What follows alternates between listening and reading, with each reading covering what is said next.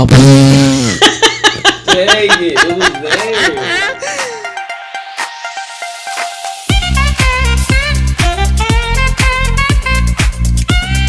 Is about Malaysian Flight 370, and this is... What are we talking about? So today we're going to take a more serious tone in our chat, with you guys, and just kind of get the ball and discussion rolling, which I'm sure was the entire point of this docuseries coming out. Amy Bradley is Missing is on Netflix. It's a 3-episode mini docuseries. And we're just gonna we're gonna skim the surface, actually. We're not gonna deep into it. Give a little overview. We're gonna skim the surface. We're gonna give you a slight case overview. We're gonna give you what I think happened. Mason's gonna chime in a bit there. And then we're just gonna go over some words for the public, just because I feel entitled to say them, so. Yes, and we have a platform. Mm-hmm. Exactly. Amy Bradley is Missing is about a 23-year-old Amy Bradley. She went missing from her cruise that her father won in a work contest. They all went as a family, mom, dad, sister, brother. And she went missing on the second or third day of the trip. You'll have to fact check me on that one. So basically the way the events of the night occurred, her last scene night, is basically her parents went back to the room to go to sleep, and her and her brother decided to go up to the disco. They had a good time. I think drink of choice was beer that night, if I'm not mistaken. At some point in the night, I would say it's around morning, whatever you want to call it, around 3:20, 3:30, her brother, Brad, decides to go back to the room. She was up by the DJ booth, hanging with some people, dancing with some crew members still, so he decided to leave her there.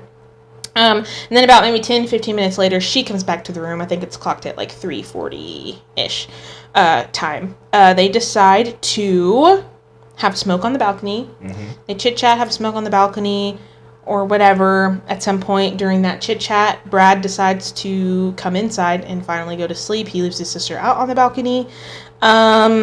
Fast forward just about an hour or two, their dad wakes up around 5:30 that morning, does an inventory check of everyone, notices his wife, his son, and then he sees Amy's legs in the lounge chair outside on the patio, balcony. So he leaves her there, goes back to sleep. And then around 6 a.m., he's awoken by something, notices that the balcony door is open. Amy's polo shirt that she was wearing that night is on the chair, but she is not in the room. So he gets himself together pretty quickly, goes to do a quick skim to see if he can find her, cannot find her, comes back to the room, wakes up his wife and brother.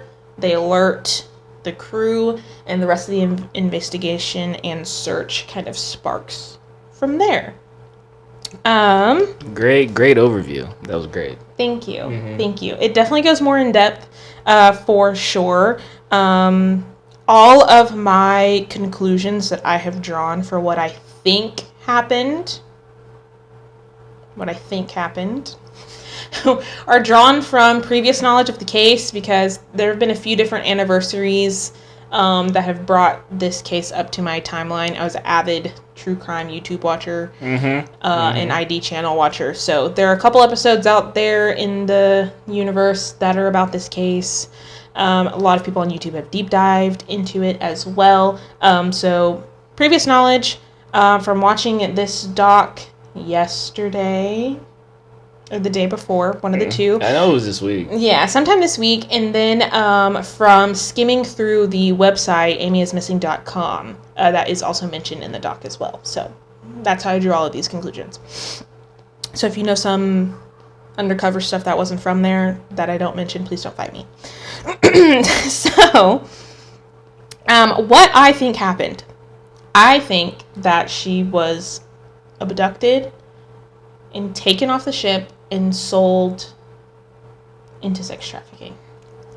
God, rip the Band-Aid off. Rip the Band-Aid off. You gotta do it. Band-Aid off. That is what I and a lot of people think happened. Mm-hmm. And some points that are mentioned that back up why I think this is, first we're going to talk about Yellow. Mr. Douglas, he was a bass player for the cruise line band. He was seen by individuals and on tape dancing and interacting with her at the disco. He was later seen with her that morning, so supposedly after she had left her room that morning. Two girls say to have seen him. They can't confirm that time frame, but they swear it was morning, and they swear they saw them together. And then moments later saw him by himself without her. And then another reason why I think that Yellow is possibly involved is because later on in the doc we see a small portion with his daughter who's being interviewed. And there was this big kind of situation from back in the day when he returned home from the cruise, that him and her mom had an argument because her mom found pictures of Caucasian women, multiple, inside of his suitcase that he took on the trip. Repeat that part. Repeat that exact part, because that's crazy. So when Yellow returned home from the cruise... That's the daughter. That's the man that was seen with Amy. That was the man, but yes. The man seen with Amy. Yes. When he returns home from the cruise, after all of this gets exploded, his wife at the time could tell that his demeanor was off. It starts a conversation, argument, and then she finds photographs of multiple Caucasian women in his suitcase. Said suitcase is what came back with him from the cruise. Crazy. So the daughter has said that she just finds that, his answers or the details or what he claims to have happened or have not happened have over the years gotten more and more defensive, and none of them make sense.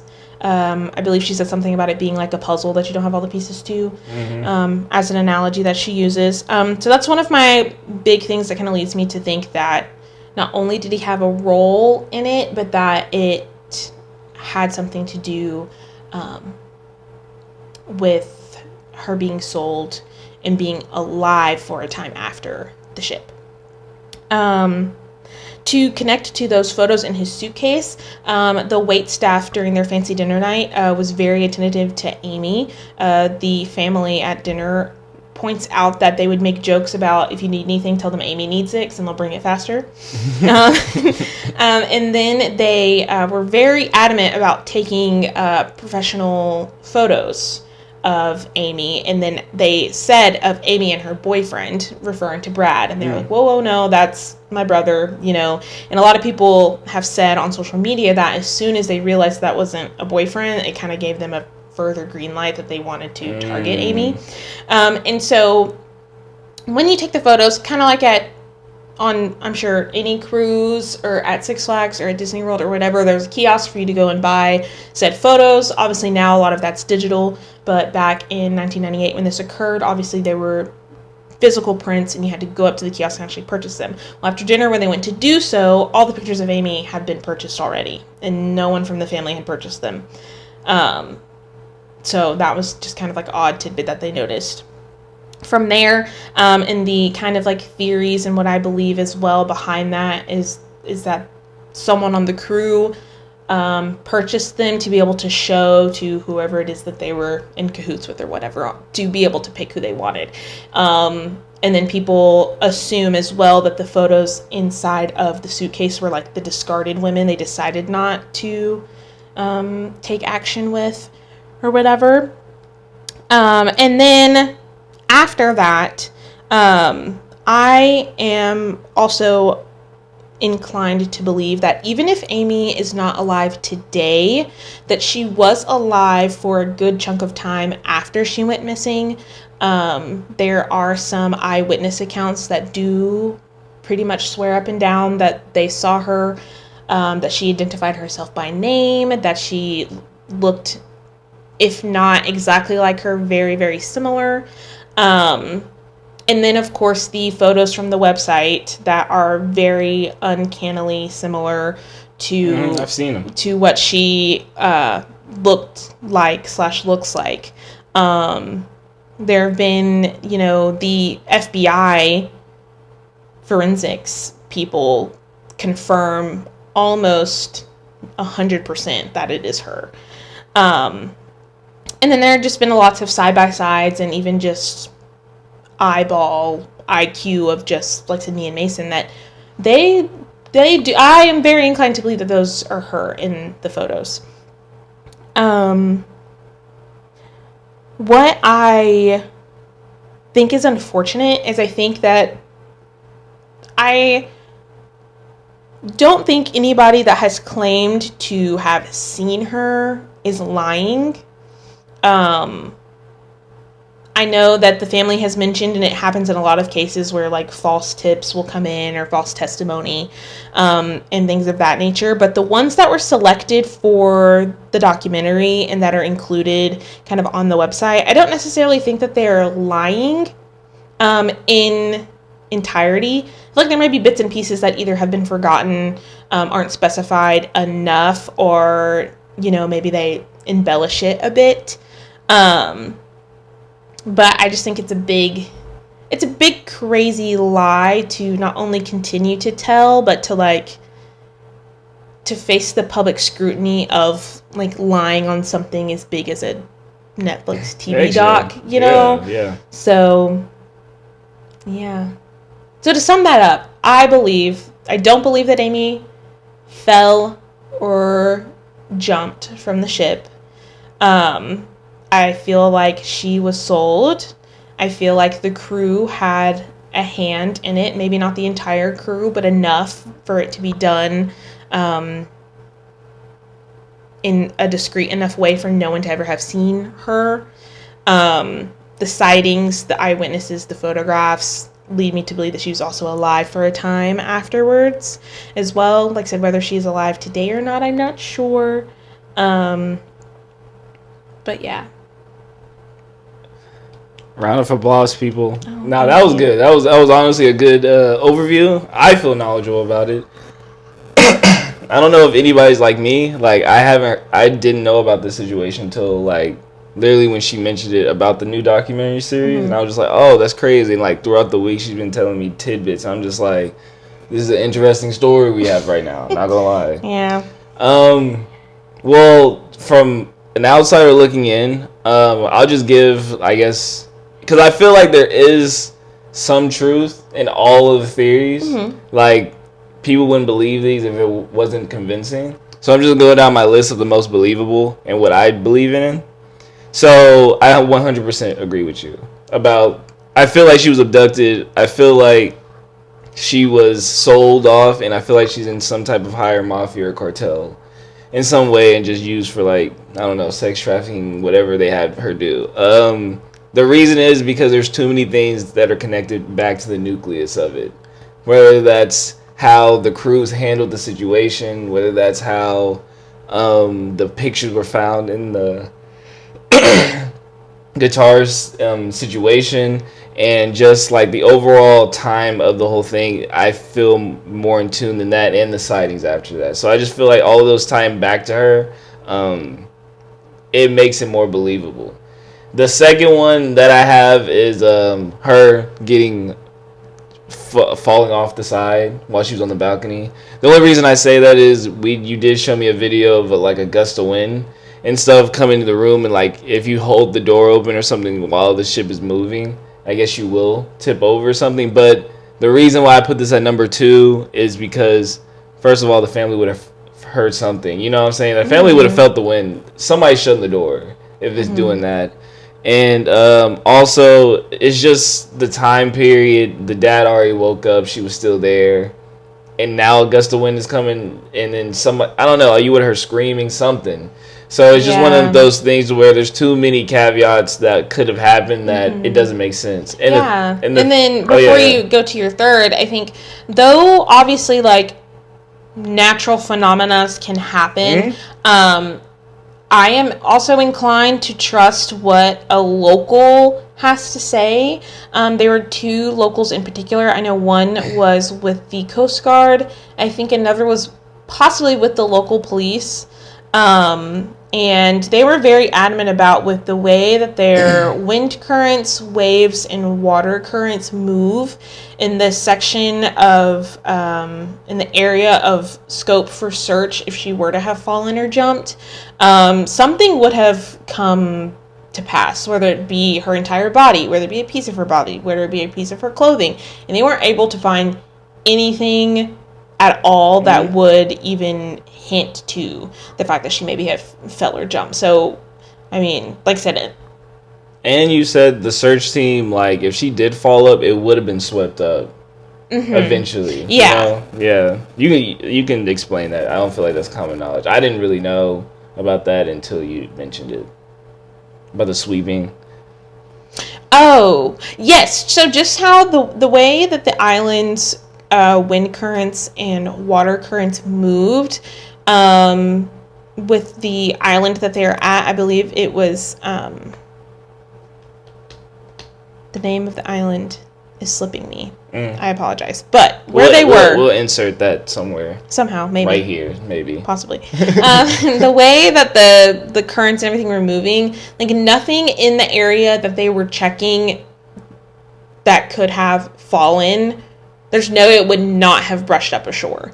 And they know this from experience with past things. Like I said, they are locals. They know these waters.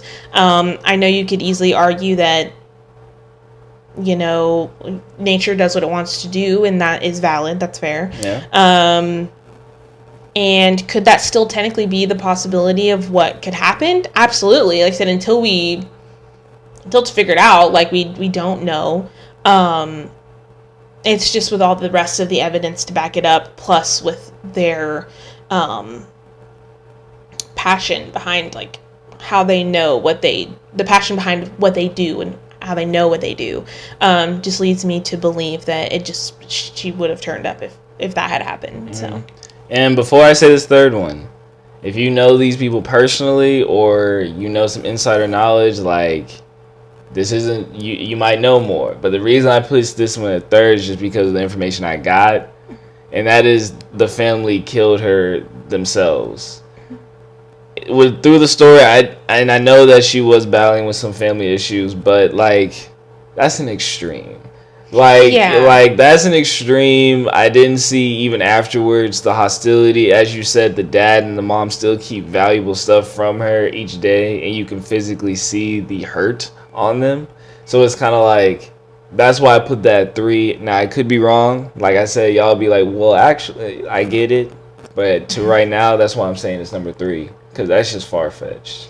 Kind of, well, not far-fetched because anything's possible, but the least one, I believe. Yeah, there have been some dialogue and some discrepancies as far as you know, all the different segments and things that they've done over the years. Because I mean, it's been 27 years since she went missing, and they have made it an adamant plan in their lives to keep her in the media in some way.